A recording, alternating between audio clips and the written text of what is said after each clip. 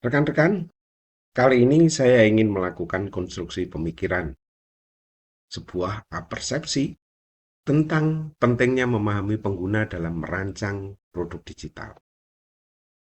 Mengapa kita sering gagal? Ini sebuah pertanyaan yang sebenarnya retorik, tidak perlu dijawab. Nah, mengapa hal ini berlaku pada semua kegiatan yang kita lakukan selama ini? Pertama, teknologi pendidikan ini mengatakan bahwa menggunakan teknologi saja dan tidak dilakukan secara fundamental dalam konstruksi, maka sebenarnya tidak akan mengubah pendidikan. Mengapa? Karena memang kita tidak bisa mengatakan bahwa pabrik di era industri ini terus berlangsung. Kita seakan-akan membuat orang, kita seakan-akan mencetak orang, padahal sekarang tidak bisa mencetak. Semua orang berada pada komunitasnya sendiri. Oleh karena itu, peran teknologi dalam memecahkan masalah ini sangat krusial. Pertanyaan mendasar, apa yang harus kita lakukan untuk merancang sebuah produk? Pertama, pembelajaran sekarang ini harus berpusat pada penggunanya atau learner-centered design. Ini saya temukan dalam berbagai buku yang sudah menjadi landasan teman-teman, termasuk bagaimana pentingnya sebuah konteks. Hal ini menyadarkan kita bahwa kita bisa saja membuat konstruk pelatihan, produk digital, tetapi apalah gunanya tanpa konteks. Apa itu konteks? Jelas banyak. Ada kognisi, ada kebutuhan, ada identitas, karakter pribadi, dan sebagainya. Banyak sekali.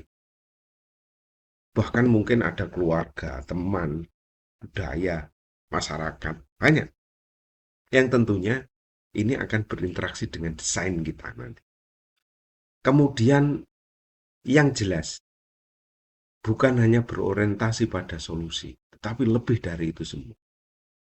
Tentunya ini tidak bisa kita mengatakan satu ukuran untuk semua, tidak mungkin. Tidak pernah mungkin. Yang jelas, ini akan kita sesuaikan dengan setiap individu. Setiap. Desain yang kita bentuk, itu merupakan desain yang dikhususkan sesuai dengan problem setiap individu.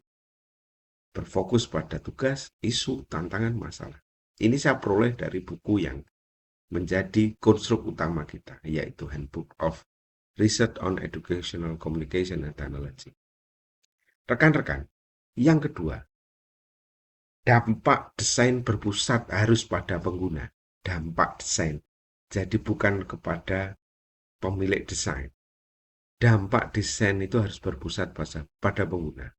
Baik itu untuk meningkatkan motivasi dan keterlibatan, baik itu mendorong kemandirian belajar atau self-regulation. Kita ini berada dalam konstruk yang sudah sangat masif di era difference. Berbeda. Kita semua ini berbeda. Tidak pernah sama. Maka yang disebut motivasi keterlibatan itu mengukur tentang kegunaan, pemberdayaan, kesuksesan. Ini harus bisa mengatasi semua hal yang termasuk dalam motivasi dan keterlibatan. Yang kedua, bukan hal yang penting untuk lagi selalu bersama-sama. Bukan hal penting, tetapi kemandirian. Yang jelas kemandirian itu bukan kita sendiri dan sendirian, kita tutup, kita kunci, dan orang lain tidak bisa masuk. Bukan. Tetapi ini mendorong untuk memfasilitasi kemampuan peserta didik dalam mengatur pembelajaran yang mereka rancang sendiri dan mereka kuasai sendiri. Jadi, ini harus berlatar belakang dengan self-regulated learning. Anda harus mencari apa itu self-regulated.